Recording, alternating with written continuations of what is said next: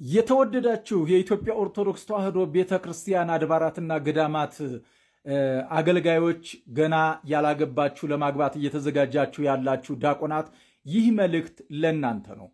እንግዲህ በቤተ ክርስቲያናችን ውስጥ ረዥም ጊዜ በአገልግሎት ከቆየነው እግዚአብሔር ፈቅዶልን ከቆየነው ሰባኪዎች መካከል አንዱ እኔ ነኝ። ከ1988 ዓመተ ምህረት እስከ ዛሬ ድረስ እግዚአብሔር ከፈቀደ ወደፊትም በወንጌል አገልግሎት እያገለገልኩ እገኛለሁ ማለት ነው። የትምህርት ዝግጅቴም ደግሞ ዜማም እንዳቅሜ፣ ቅኔም ደግሞ በልኬ፣ ቅዳሴም እንደዚሁ የሚገባኝን ያህል ተምሬያለሁ ማለት ነው። ስለዚህ በቤተ ክርስቲያኒቷ ውስጥ የሐዲስ ኪዳን ትርጓሜ መጽሐፍም መምህር ነኝ ማለት ነው እና ከ1988 እስካሁን ድረስ በኢትዮጵያ ኦርቶዶክስ ተዋሕዶ ቤተክርስቲያን አድባራትና ገዳማት እየተዘዋወርኩ የወንጌል አገልግሎት ሳገለግል ቆይቻለሁ። ብዙዎቻችሁም ደግሞ እንዲሁ በሶሻል ሚዲያውም የተወሰናችሁት ልታውቁ ትችላላችሁ ማለት ነው። እኔ ለዲያቆናቶቹ የማስተላልፈው መልእክት ቢኖረኝ ግን ምንድን ነው የምታስተላልፈው መልእክት ካላችሁ፣ ከእኔ ልምድ ተነስቼ በቤተ ክርስቲያናችን ውስጥ እንደሚታወቀው ለአገልጋዮች የሚከፈል ደሞዝ አለ። ይህንን የቤተ ክርስቲያን ደሞዝ አምናችሁ ትዳር መስርታችሁ ልጅ ወልዳችሁ ትዳር መስርተን ልጅ ወልደን እንኖራለን ብላችሁ ካሰባችሁ በጣም ተሳስታችኋል። ለምን ካላችሁኝ፣ ቤተሰብ መስርታችሁ ትዳር መስርታችሁ ደሞዝ አለኝ ብላችሁ በቤተ ክርስቲያኒቷ ውስጥ ስትጠባበቁ ምንም ባላወቃችሁት ምክንያት ያለ ማስጠንቀቂያ፣ ያለ ቃል ማስጠንቀቂያ፣ ያለ ጽሑፍ ማስጠንቀቂያ፣ ያለ ገንዘብ ቅጣት ደሞዝ ካለው ቦታ ደሞዝ ወደሌለው ቦታ ተነስታችሁ ትወረወራላችሁ ማለት ነው። በዚህ ሁኔታ ላይ እኔ በጣም ልቤ ስለቆሰለና ውስጤ በጣም ስለተጎዳ ታውቃላችሁ፣ እስካሁን የቤተ ክርስቲያን ሰው በመሆኔ እጅግ በጣም ደስተኛ ነኝ። አሁን ግን መማር የነበረብኝ ነገር ነበረ ለካ ብዬ ጸጸት ውስጥ እንዲገባ ተደርጊያለሁ። ምን ሆነ ነው እንደምትሆነው መምህር ካላችሁኝ፣ የምነግራችሁ ነገር ይሄ ነው። እኔ በኢትዮጵያ ኦርቶዶክስ ተዋሕዶ ቤተክርስቲያን ከደቡብ እስከ ምስራቅ፣ ከምስራቅ እስከ ምዕራብ በሁሉም አካባቢ እየተዘዋወርኩ ወንጌል ሳገለግል ቆይቻለሁ። ከባህር ዳር እስከ ጅንካ፣ ከጅንካ እስከ ጨንቻ፣ ከጨንቻ ደግሞ እንደዚሁም ደግሞ እስከ ጎንደር ድረስ የአቅሜን ያህል እግዚአብሔር የፈቀደልኝን በአገልግሎት የቆየው ሰው ነው ማለት ነው።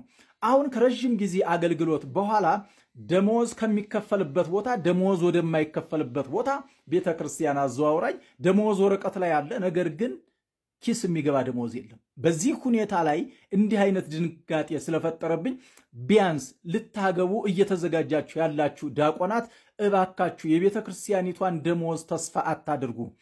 ከቻላችሁ ነጋዴ ሁኑ፣ ካልሆነም ደግሞ ተጨማሪ የመንግስት ስራ ያዙ።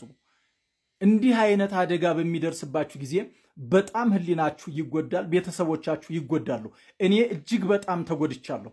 እጅግ በጣም ነው የተጎዳሁት። ለምን ካላችሁኝ፣ ለዚህ ዓመት አገልግሎቴ ይሄ አይገባኝም ነበር። ምንድነው የደረሰብህ ብላችሁ በድጋሚ ከጠየቃችሁኝ፣ ከደብረ ሰላም ቅዱስ እስጢፋኖስ ቤተ ክርስቲያን ሌላን መነኩሴ ለመጥቀም ሲባል እኔን ወደ ደብረ ኢዮር ቅዱስ ሚካኤል ቤተ ክርስቲያን አዘዋወሩኝ። ለምንድን ነው እንዲህ የሚሆነው ብዬ አዲስ አበባ ሀገረ ስብከት መጥቼ በማመለከትበት ሰዓት ካልፈለክ ስራውን መልቀቅ ትችላለህ ተባልኩኝ ማለት ነው። የዛሬ 8 ዓመት ማለት ነው እንግዲህ የዛሬ 6 ዓመት ይቅርታ፣ 2012 ላይ አሁን ደግሞ 2018 አሁን ደግሞ የአዲስ አበባ ሀገረ ስብከት ከቤቴል ደብረ ኢዮር ቅዱስ ሚካኤል አንስቶ ጀሞ ስላሴ ከደሞዝ በታች ከደረጃ በታች አድርጎ ወስዶ መደበኝ ማለት ነው። አቤት ብዬ ለብፁዕ አቡነ ሕርያቆስ አቀረብኩኝ። ብፁዕ አቡነ ሕርያቆስ ጉዳይህ ይታይልሃል ብለው የዛሬ ሳምንት ሮብ ቃል ገብተውልኛል። እንግዲህ ቃሉ ይፈጸም አይፈጸም አላቅም። በሚቀጥለው ቪዲዮ መጥቼ ልነግራችሁ እችላለሁ። ነገር ግን ደሞዝ ከሚከፈልበት ከቤቴል ሚካኤል ደሞዝ ወደማይከፈልበት ወደ ጀሞ ስላሴ በመዛወሬ ህሊናዬ ስለተሰበረ ተጨማሪ የንግድ ስራ መጀመር ነበረብኝ። ሙሉ ጊዜን ለህዝቡ ለማድረግ ብዬ እንዲህ አይነት ስብራት ደርሶልኛል። ይህንን ጉዳቴን የኢትዮጵያ ኦርቶዶክስ ተዋሕዶ ቤተክርስቲያን ወጣቶች፣ የኢትዮጵያ ኦርቶዶክስ ተዋሕዶ ቤተክርስቲያን ካህናት፣ የኢትዮጵያ ኦርቶዶክስ ተዋሕዶ ቤተክርስቲያን ደጋፊዎች የሆናችሁ የቤተክርስቲያኒቷ አማኝ እንኳን ባትሆኑ ለቤተክርስቲያኒቷ መልካም አመለካከት ያላችሁ ሰዎች ይህንን ጉዳቴን እንዲታዩልኝ እፈልጋለሁ። ምናልባት የኔን ስብራት እናንተ ላታውቁት ትችላላችሁ። ቤተሰብ ይዛችሁ እንዲህ አይነት ችግር በሚፈጠርበት ሰዓት ጉዳቱ እጅግ ከፍ ያለ ነው። እግዚአብሔር በሀብት የባረካችሁ፣ እግዚአብሔር በገንዘብ የባረካችሁ፣ እግዚአብሔር ደግሞ በእውቀት የባረካችሁ ወንድሞችና እህቶች ካላችሁ፣ ልትረዱኝም ልታግዙኝም የምትችሉ ሰዎች ካላችሁ ምናልባት የባንክ አካውንቴን ባዮ ላይ አስቀምጥላችኋለሁ። ይሄ ልመና አይደለም። ልቡ የተሰበረ ከስራ ደግሞ ደሞዝ ካለበት ቦታ ደሞዝ ወደሌለበት ቦታ የተቀየረን የቤተ ክርስቲያን አባት መደገፍ እንጂ። የልዑል እግዚአብሔር ቸርነት ከሁላችን ጋር ይሁን። ያላገባችሁ ተጨማሪ ስራ ሳትይዙ የቤተ ክርስቲያንን ስራ አምናችሁ ትዳር አትመስርቱ።